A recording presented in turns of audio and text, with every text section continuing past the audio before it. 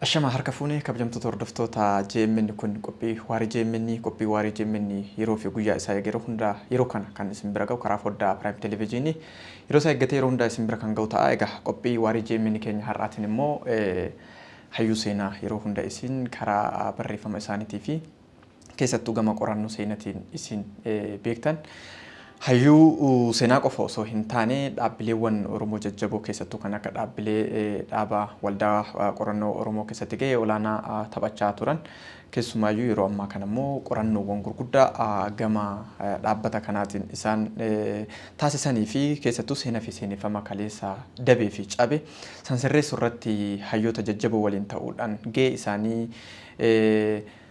baroota duriitirraa kaasee hanga har'aatitti tattaaffii gochaa turan Dr. Tafarii Buzaayyoo wajjin turtii kan goonu ta'a. Dr. Tafarii Buzaayyoon dhaabbata yookiin waldaa qorannoo Oromoo keessatti hojii gaggeessaa olaanaa ta'anii tajaajilaa kan turanii fi tajaajilaa kan jiran.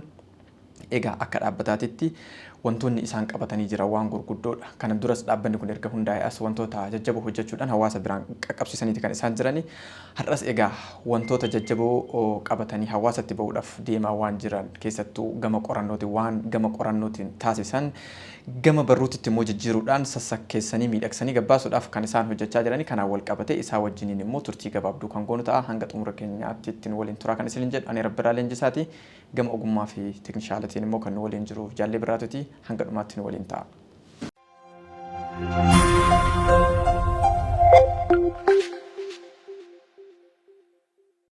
Hayyee Dooktor. Yeroo keessan irraa fudhattanii biiroo keessanitti waan eegdaniif ulfaadha. Galatoomaan jedha isinis nu barbaacha dhuftanii nu faana waa'ee kanaa haasa'uufis uummataaf dabarsuudhaafis nu bira dhufuu keessaniif galatoomaa jenna. Hayyee egaa dhaabbanni waldaan qorannoo Oromoo haga hundaa'ee as hojiileewwan jajjabduu akka hojjechaa ture keessattuu hawaasa keessatti dhagahama qabaataati kan inni dhufe. Kanuma wal qabsiisee dudduubattan isin deebisaa waldaan qorannoo Oromoo bara kam hundaa'ee akkasuma immoo isin dabalatee hayyoonni jajjaboon akka keessanii waliin hundeessitan hayyoonni biroollee jajjaboon akka jiran odeeffanneeti kan jirru mee kana wal qabsiisati bara hundeeffama isaatirraa kaasaa waan muraasa. Waldaan qorannoo Oromoo kan hundeeffame fulbaana 2015 akka lakkoofsa Itoophiyaatti asuma magaalaa Finfinneetti kan inni hundaa'e. Hundeessitooti gara nama 33 ta'u. Isa booda miseensota baay'ee horateera amma gara 500 wayii kan ta'an waadaa galanii amma miseensummaadhaan itti fufanii kan jiran garuu 100 ol ta'aniiru. 100 ol ta'aniiru. Waldaan qorannoo Oromoo hundeeffamisaa hayyootaa fi dureeyyii gameeyyii Oromootu walitti dhufe. Quuqama waa'ee seenaa Oromoo irratti qabanii fi seenaa Oromoo dabe sirreessuudhaaf warra quuqama qabantu walitti dhufee yaada kana bu'uureessee har'aan akka ga'u godhan. Kanaaf gama sadii walitti jira. Hayyooti jiru, dureeyyooti jiru, gameeyyooti warra eliit jennu politikaal eliit ta'uu danda'u, sooshaal eliit ta'uu danda'u isaan kana walitti dhufaniitu kan hundeessee jechuudha. Mee kaayyoo guddoon waldaan qorannoo Oromoo akka hundaa'uuf akka hundeessitaniifis immoo isin kakaase. Hundeessuudhaan dura immoo qorannoo akkamii gaggeessitan akka waldaa kana hundaa'uuf? Kaayyoon inni hangafaa seenaa Oromoo hundeerraa kaasee qorachuu falaasama Oromoo keessatti. Kaayyoon inni hangafaa isa qorate immoo tamsaasuu maxxansee tamsaasee uummata biraan ga'uu kaayyoonsaa isa kanadha. Asumaanis immoo yeroo seenaa Oromoo hundeerraa kaasee falaasama Oromoo keessatti qorannoo gaggeessu seenaa dabeessa sirreessuu isa jallate karaatti deebisuu warra Oromoo irratti olola hin taane kaasanis immoo akka isaan seenessa isaanii sirreeffatan gochuudha. Kanaaf kaayyoon keenya isa kana dura hojjetame arkaayif goona. Haaraa hojjenna. Isa hojjenne ni tamsaasna uummata biraan keenya seenaa jallate isa isa maqaa hin taane kennameef immoo hin faccisna jechuudha. Kanarraa kaaneetu bu'uuruma kanaan hojii hojjennaa jechuudha. Garuu wanti hin dagatamne tokko waldaan qorannoo Oromoo kan inni irratti hundaa'e falaasama Oromoo irratti dhaabatee seenaa Oromoo hundeedhaa kaasee qoratee Oromoon seenaansaa hundeedhaa ka'ee hin qoratamne yeroo calqabaaf kan Dr. Gammachuu fa'aa kitaaba kana keessa jiru Sacred Knowledge Tradition of the Oromo of the Horn of Africa kan jedhu kana malee hundeedhaa ka'ee kan qoratame hin jiru. Deebisaa ba'an. Kanaaf falaasama Oromoo irra dhaabannee seenaa Oromoo qorachuudha. Kanaadha isa kana gadi baasuun.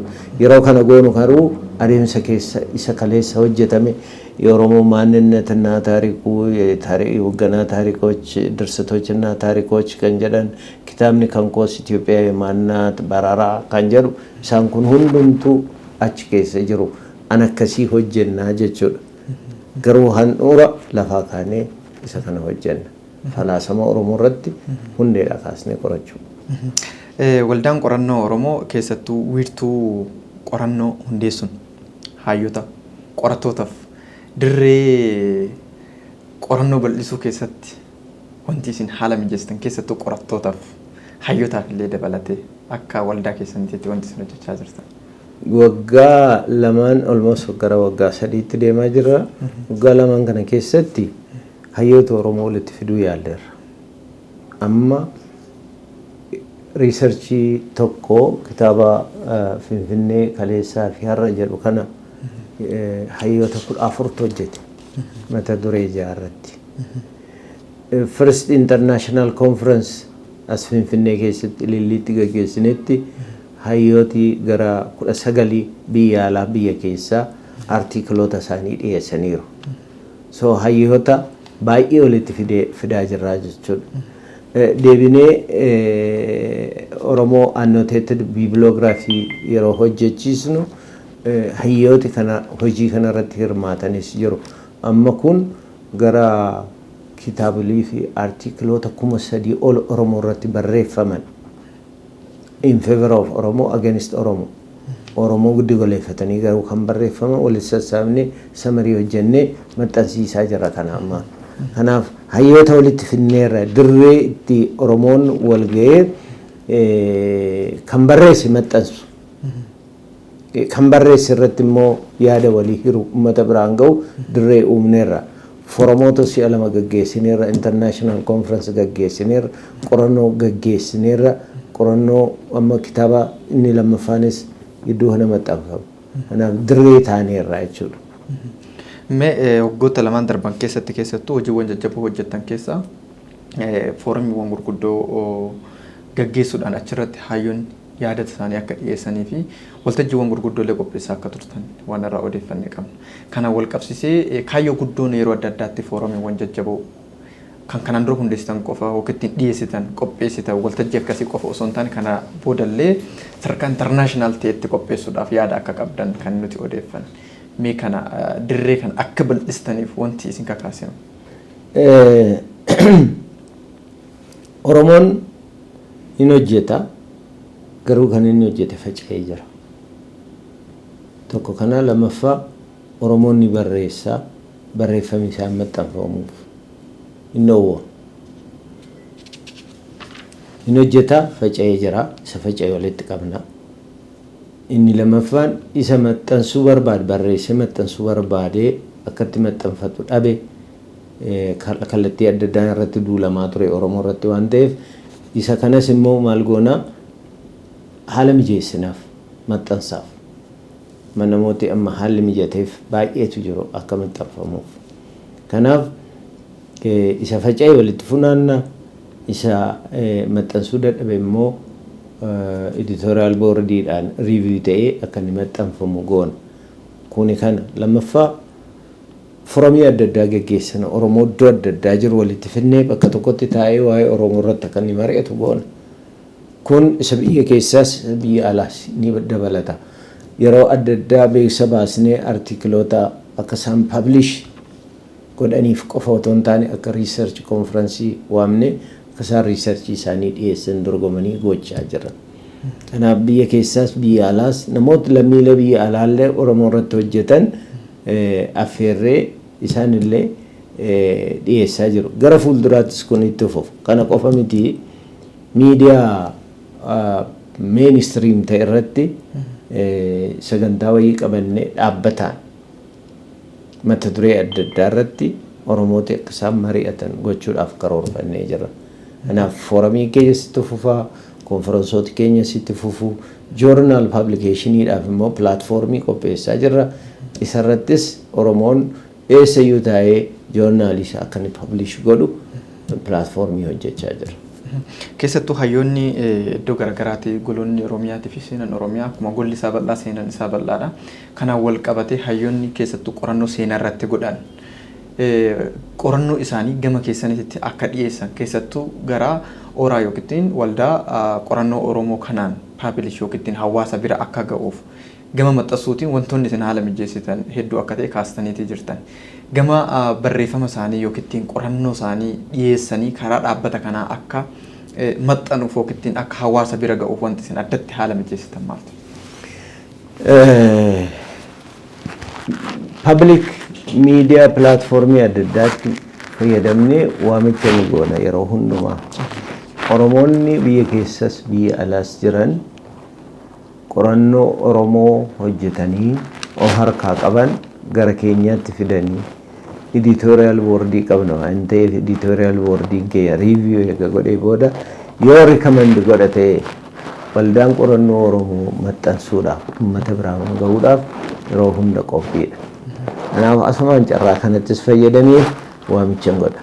Hayyee egaa keessattuu isin miidiyaaleen qorannoon qoratamu kun karaa barreeffamaa hawaasa bira ga'a. Miidiyaa maxxansaa yookiin printing miidiyaa isa jennuun kan hawaasa biraan ga'aa jirtan isin. Kana malee haala yeroo qabatamaa addunyaan amma jirtu waliin elektirooniksii miidiyaa fayyadamuudhaan gama hayyootatiin marii adda addaa qopheessuudhaan kontiniitiidhaan yookiin itti fufiinsaan karaalee miidiyaa adda addaa agriimentii gochuun yookiin waliigaltee gochuudhaan marii adda addaa hayyoonni akka godhaniif sagantaa dhaabbataadhaan karoora akka qabdan kaastanii jirtan. Saniin alatti garuu barreeffamoonni kun haala qabatamaa amma addunyaan kun keessa jirtu gama teekinooloojiitiin yookiin miidiyaa elektirooniksii miidiyaa wal qabatee sadarkaa itti printing miidiyaa dubbisuutirra haalonni amma jiran dhaloota dirqisiisee jira.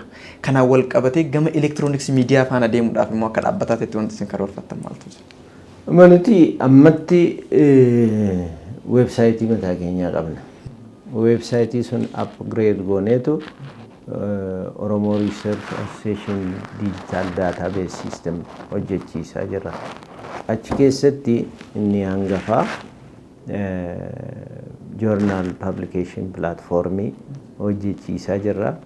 Books publication platform akka Amazon fa'aa amma Oromoon kitaaba barreessee hard copyidhaan maxxansuuf qarshii dhaba. Soft copyidhaan maxxansee uummata biraan akka gahu platformii sun hojjechiisaa jira. Yeroo dhiyoo ji'a 3 booda wanti launch ta'u jira. Book publication, journal publication.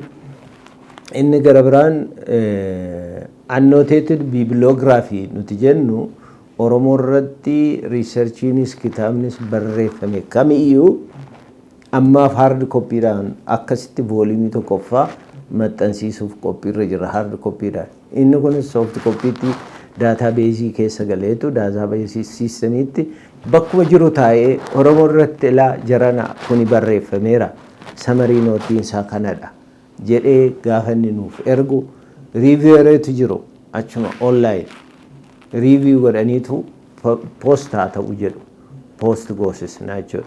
So joornaalii post gochisiisnee publish gochuu qofa otoo hin taane kitaaba publish gochuu qofa otoo hin taane qaamni biraa kan nuti hin beekne kan barreesse kan argate yoo fide isas beeksisnee akka irra deddeebiin hin hojjetamne achirraas immoo riiferensii akka ta'uuf isa kanas gochaa jirra. Inni gara biraa library management system digital library management system hojjechiisaa jirra. Isarrattis Oromoon achi keessa galee riiferensii adda addaa itti fayyadamee warra amma akkasii 3,000 kanas dabalatee isaaniinis hojjechiisaa jira. Inni gara biraan Oromoo Wikipedia oraa Wikipedia jenna nuti gaa Oromoo Wikipedia ora Wikipedia kan jennu amma namooti dhuunfaatu Wikipedia waa'ee Oromoo yoo gadaa jettee seente anuma namni dhuunfaan yookaan gruppiin tokko barreesse kan aadaa Oromoo irraa furgaaggate kan tariyyuu an Oromoo bakka hin buune ta'uu danda'a kan jiru. Isa kana ofitti fudhannee nuti pilaatfoormii uumaa jira. Kanaaf achi keessatti riiveerooti jiru namni waa'ee Oromoo irratti diikshinaariis ta'u waan ta'e jechoota tokko tokkos akka waal ta'aniif kan barbaadaman isaan hundumaa mata duree Oromoo Wikipedia diijitaal daataabeezii isaa hojjechiisaa jira. Inni gara biraan hayyoota Oromoo addunyaarra jiran neetwork gooneetu akka isaan yaada wal jijjiiran akka isaan artiklii wal jijjiiran akka isaan achirratti waliin mari'atan diijitaal daataabees sun keessaa paartii tokkodha. So diijitaal daataabeeziin keenya yoo ji'a sadii booda gaafa hojiirra oolu Oromoo kallattii hundumaanuu waa'ee Oromoo irratti kanaasa'u hayyuu kamiyyuu simatee intarteen akka isaan godhan akka isaan irratti hojjetan gochuu danda'a waan ta'eef kanatti jira. Mee gama keessattuu seenaa qorachuudhaan dhaloonni ammaa kun yeroo itti keessattuu gama barruu seenaa barreessuudhaan barreessitoonni yeroo ammaa kana biqilaa dhufan keessattuu barreessitoonni Oromoo argaati kan jiru. Kana keessatti immoo akka hawaasatitti komii yeroo ka'utu jira. Komiin ka'u maalinni akkaataan seenaa fi yeroo hedduu gara sooshaal yookiin miidiyaalee hawaasaa kanaan yeroo mormiin adda addaa itti ka'u ni argina. Kuni maalinni dhaloonni har'aa kunillee seenaa qabatamaa osoo hin beekne yeroo isaan itti kitaabaan yookiin barruudhaan maxxansiisanii gabaarra oolchatu jira. Gaafa gabaarra oole booda immoo yeroo itti uummanni irratti wal mormuu fi seenaan kun akkanaan barraa'uu qabu keessattuu seenaa nama dhuunfaallee dabalatee kan kaleessa darbee jechuudha. Kanaan wal qabatee akka dhaabbata waldaa qorannoo Oromootitti keessattuu barreessitoonni Oromoo dhaabbata kana jala hiriiruudhaan gam seenaatiin gama eenyummaatiin waan qoratamu kana isin wabeeffachuu fi isin biraallee ragaa walitti qabachuudhaaf wanti isin akka isaan dhufanii ragaa walitti qabataniif akka isin biraa waan wabeeffatan fayyadamaniif wanti isin addatti haala mijeessitan jira barreessitootaaf. Nuti wanti nuti goonu keessaa tokko archive akkuma goonu publicationii akkuma gaggeessinu akkuma maxxansa jechuudha disseminationii isaa akkuma hojjennu faccisuunis jira. Yaada uummata Oromoo irratti karaa hin taane dhufee jallinaan dhufee maqaa Oromoo xureessuudhaan dhufee seenaa Oromoo xureessuudhaan dhufee naareeshinii akkasii kana faccisuudhaan maaliin faccistu jette miidiyaatti gadi baanee faccisna barreeffamaan faccisna riisarchiidhaan faccisna isa kana itti adeemaa jira. Kanammoo bu'uura lafaa bu'uura irraa kaaneetu maalin Oromoo steady status qorannoo Oromoo maalirra kan jira kan jedhu foorumiin keenya ni jalqabaa isarraa ka'a ture. Amma immoo foorumiin sun kan nuti agarsiise annotated bibliography kana kitaabolee artikloota 3,000 ol Oromoo irratti barreeffaman walitti funaannee akka irra deddeebi'amee hin barreeffamne qofa miti maaltu achi keessa jira Oromoon akkamitti ilaala kitaabolee kana artikloota kana jedhee akka inni hubatu isa kana Oromoo beeksisuudha tokko achirraa ka'ee inni waan hin taane barreeffame akka sirreeffatu karaa mijeessinaa jechuudha. Inni gara biraa ni wabeeffatu achi keessatti. Wabeeffannaa kana keessatti dogoggorri yoo jiraate adeemsa keessa sirreessina. Amma calqabbiitti jirra malee arkaayivii kaa'uu barbaanna nuti. Fakkeenyaaf kitaaboleen tokko tokko koppiyyuu kan hin qabne oriijinaalli isaa kan babbadan jiru firarraa barbaannee namootarraa barbaannee arkaayif goonee akka wabeeffataman goona.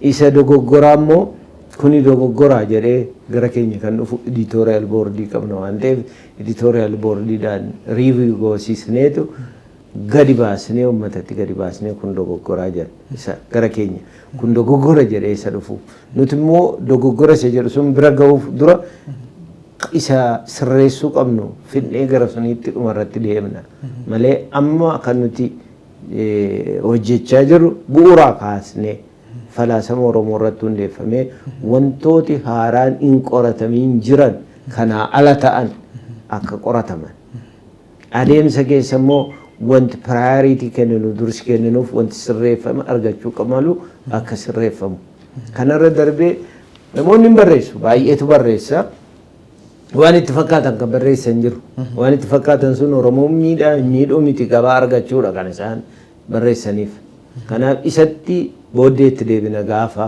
kana raawwan adeemsa keessa qaamni nu faana hojjetu kanarrattis yoo jiraate nuti waamicha dhiyeessan. Hayya keessumattuu eegama haala dhaabbanni yookiin waldaan qorannoo Oromoo buufataalee qorannoo isaa fakkeenyaaf Oromoon kutaalee hedduudha kan inni qabu. Buufanni isaa inni haadhonni yookiin min ofiisiin isaa Finfinneedha. Kutaalee Oromiyaa fageenya irra jiran irratti buufata qorannoo isaa babal'isuu irratti wanti isin hojjechaa jirtan yookiin akka karooratti wanti isin qabdan ammaaf maaliif jennaan fageenya irraa warri amma qorannoo hedduu of harkaa qaban fageenya isaan daangessuu jiraachuu danda'u mala akkasuma immoo warri agartee miidiyaa hawaasaa kana yookiin elektirooniksii miidiyaa haalaan hin fayyadamne jiraachuu malani warri baay'ee qoratanii qorannooleewwan adda addaa harkaa qaban kanaaf bira gahiinsa isaa tokko mana kitaabatiin manneen kitaabaa ammayyaa'oo ta'an sadarkaa kutaalee Oromiyaa hundatti akka bira gahanii fi buufanni qorannoo immoo kutaalee Oromiyaa bira gahuu qaba jettanii yaaddan akka karooratti yookiin akka qorannootti wanni isin qorattanii itti deemaa jirtan maaltu jira? Hundeeffama seera ittiin bulmaataa hundeeffama keenya keessatti waldaan qorannoo Oromoo waajjirri wiirtuun waajjirri isaa olaanaan Finfinneedha. Akka barbaachisummaa isaatti immoo kutaalee adda addaatti Oromiyaa keessatti ni qabaataa jedha. Kuni kan seera ittiin bulmaataa hundeeffamaa keenya keessa jirudha. Ammaaf garuu achirra jirra miti. Isa ittuma deemna. Amma wiirtuun olaanaan biiroo waajjirri olaanaan isaa asuma Finfinnee keessa jira. Yuunivarsiitiiwwan Oromiyaa keessa jiran study center qaban wajjiniin immoo hojjechaa jirra. Artikiloota isaanii gara keenya fidaa jiru. Tokko tokko memorandum of association walii mallatteessineerra waliin hojjechuudhaaf fakkeenyaaf kan akka Haramayaa fa'aa wajjiniin dipaartimentoota isaanii wajjiniin inni kun itti fufa. Isa maxxansine garuu gabaatti baasuuf gurguruu fi akeeka keenya keessaa tokko Oromoon isa maxxanfate iddootti gurguratu hin qabu ture. Akeeka hundeeffama keenya keessa isa kana establish gochuudha. Kanaaf magaalota Oromiyaa keessa iddoo kan filanne ammaaf magaalota Oromiyaa gurguddoo 7 filanne garuu iddoo 15 ol kan filanne magaalaa tokko keessa 2-3. Fakkeenyaaf Naqamte filatamteetti, Amboo filatameera, Jimmi filatameera, Shaashamanneen filatameera, Adaamaan filatamteetti, Bishooftuun filatamteetti, magaalli Shaggar keessa jira, magaalli Finfinnee keessa jira. Kun filatamee mootummaan naannoo Oromiyaa waajjirri pirezidaantii magaalota kanatti iddoo itti mana kitaabaa banatan godoo kitaabaa jennan iddoo itti kitaabni itti gurguramu banatan haala mijeessaa fedhee xalaa nu warreessee xalaatti hin geenyeera. Xalaa kanaaf deebii kan kennan immoo sinfaana hojjannaa isin mijeessinaa kan jedhan kan reaakti godhanis immoo jiru. Kanarra dhaabannee propozaala keenya magaala Shaggar iddoo 6 filanneerra. Qoradhaa dhiyeeffadhaadhanii waajjirri kantiibaa iddoo 6 filannee magaalaa 6 magaalaa Laga Xaafoo, Sululta, Buraayyuu, Ashoo Meedaa, Sabbata, Galaan isaan kana filanneerra.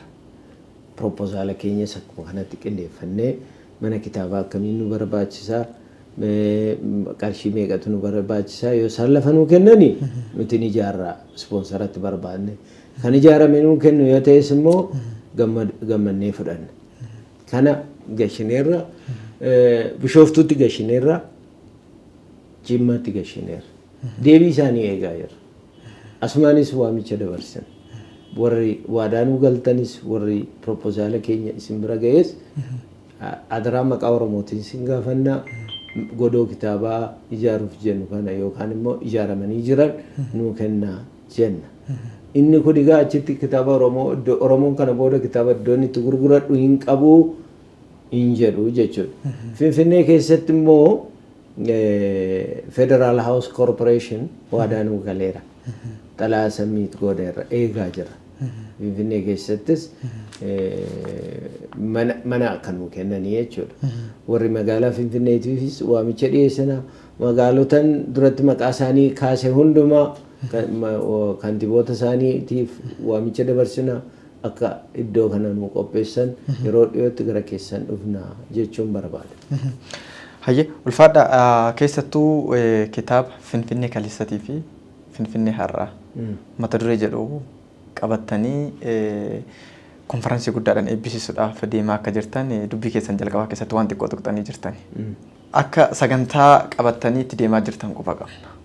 Finfinneen Kaleessatii fi Finfinneen Har'aa maquma isaatirraa gaafa kaanu waa hedduu akka inni of keessaa qabu wal nun gaafachiisu. Keessumattuu immoo waan adda godhu afaan sadii qabattaniiti kan isin dhufaa jirtan. Wanti inni ijoon kitaabni kun hin eebbifamne waan ta'eef waan baay'ee keessaa isin gaafachuus baadhu ofii kiyyaan dubbisnes waan ta'eef wanti inni ijoon irratti xiyyeeffatee qorannoon irratti gaggeeffame kitaabni kun maxxanee harka dubbistootaa ga'uudhaaf deemaa jiru waan muraasa irraa nu kaasa. Finfinneen irraa fudhachuudhaaf han keessa miti nuun jechuudhaan warri Oromoodhaan morman baay'eetu jiru. Almost maqaan Finfinnee iyyuu bararaadhaa turte jedhanii falmaa turan. Finfinneen bararaa kan taane namoota 24 isaan barreessan koo dhaabadhee naannoo faccise bararaa mangeenya waannaa polotikaa waadhee kan hin barreesse. Isa booda waldaa qorannoo Oromoo eega hundaa'ee booda hojii isaa isa calqabaa maal akka ta'u yeroo mari'atu Finfinnee irratti akka hojjetu walii galame. Boordiinis walii galee executive bodiin as durus walii galee maal goonaree jennaan outsource gooneetu qorattooti Oromoo hayyooti Oromoo akka qoratan Finfinneen kaleessa eenyu turte akkam turte har'a moo maalirra jirti kan jedhu. Kanaaf riisarcheroota 14 Yuunivarsiitii Finfinnee keessaa fi iddoo adda addaatii walitti fidne riisarcheroota 14. Isaan kun mata duree irratti qorannoo gaggeessan. Filoosofii irratti, antiroopoloojii irratti, seenaa irratti, ikoonoomiksii irratti, siivil sarviisii irratti, riiliijinii irratti. Kanaaf kitaabni kun qorannoo 6 of keessaa qaba jechuudha. Kun jedhee mata duree kanarratti falaasamni Oromoo ittiin kanaan dura Finfinnee gaggeessaa ture maali kan jedhu antiroopoloojii Oromoo maal fakkaata ture har'a moo maalirra jira hiistiriin Oromoo Finfinnee kaleessa maal ture har'a maalirra jira kan jedhu akkasuma siivil sarviis ikoonoomiks qabeenyi magaalaa kana keessa jiru irra caalaansaa kan eenyutu kan jedhu kitaabni kun fuudhee gadi ba'aa jira waan haaraa fidaa jira. Amma Oromoon baalagijeedha jedhama miti taranyaadha jedhama miti kitaabni kun garuu mitiyeedha. Qabeenyi magaalaa kana keessa jiru eenyu caalaa harka akka jiru caalummaan eenyu harka akka jiru fideera.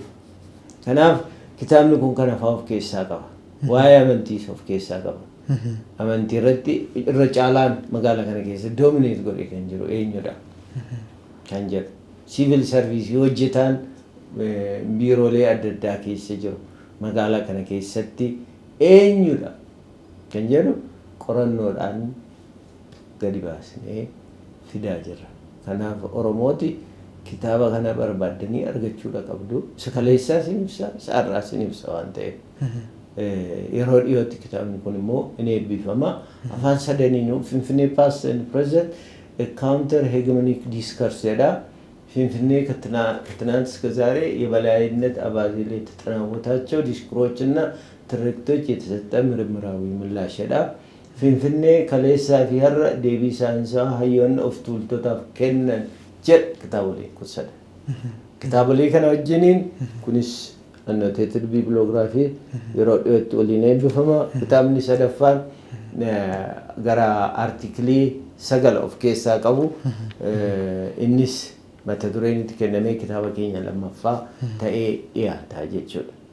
Egaa yeroo dhiyootti isaan kana qabannee gadi baana. Amma xaffamaa jiran review ta'aa jiranis immoo jiru. Kanaadha.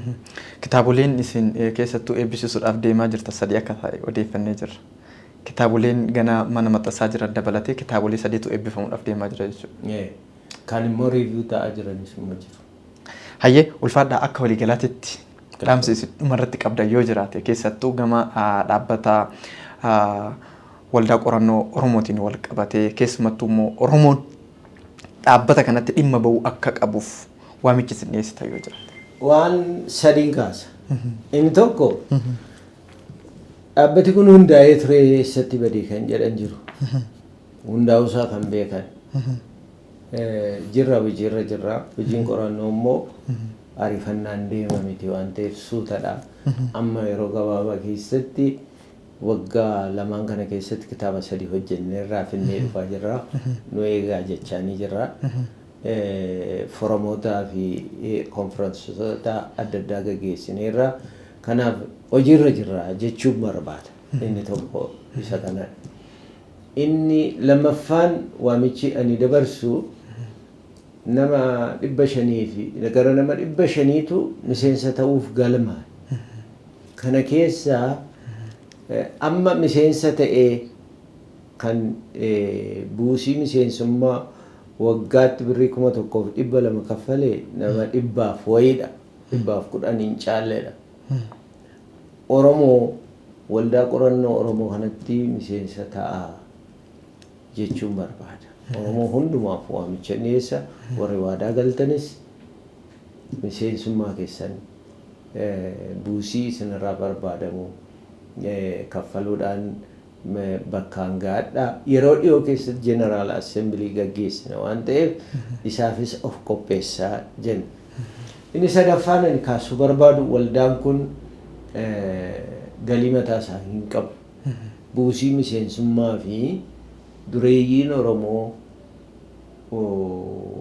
gumaacha godhanii doneeshinii kennaniin kan inni buluu fi mootummaan naannoo Oromiyaa akkasumas dhaabbileen mootummaa subsidize godhanii bula waan ta'eef kallattii kamiinuu waldaa kana ni deeggarra kan jettan adaraa balballi keenya banaadha. Ni deeggarra warra jettan qofa otoo hin taane akka nu deeggartan waamicha isinii goona. Dirqama lammummaa Oromoon waa qabaachuu qaba jettanii yaaddan waan hojjenne kana isin gammachiiseera yoo ta'e kitaaba kanallee dubbistanii isumarraa ka'uudhaan Oromoon edaa kana hojjechaa jira kan jedhu qaamni quuqama qabu nu deeggaruu qaba jenna. Kitaabni kun baay'inaan maxxanfameera waan ta'eef kitaaba kana sponsor kan godhan immoo ani sponsor gochuun danda'a. Dhaabbanni jedhus namni dhuunfaanis dhaabbanni mootummaatiin ala ta'es nan bita sponsoring godha akkuma jirutti kan jedhu yoo jiraate irra deebi'ees maxxansiiseen uummata biraan ga'a kan jedhus yoo jiraate adaraa waamicha dhiyeessina. Kitaabni kun nama dhuunfaa tokkoon hojjetame miti, gartuu tokkoon hojjetame miti. Hayyuu qaroowwan Oromoon qabu gurguddoo Oromoon itti amanuun isaaniin hojjetame waan ta'eef kitaaboleen kun sponsor ta'uu qabu. Irra deebi'anii maxxanfamanii raabsamuu qabu. Manneetii barnootaa hawaasa bira ga'uu qabu jenna nuti afaan sadaniin barreeffaman waan ta'eef goda ijoollee bira ga'uu qabu jennee amannaa sponsor godhaa hin jedha. Ulfaadhaa Dooktar yeroo keessan irraa fudhattan waliin turtii waan gootaniif. Galatoomaa isinis carraa kana waan nuu kennitaniif ulfaadhaa fayyadaa. Kabajamaa.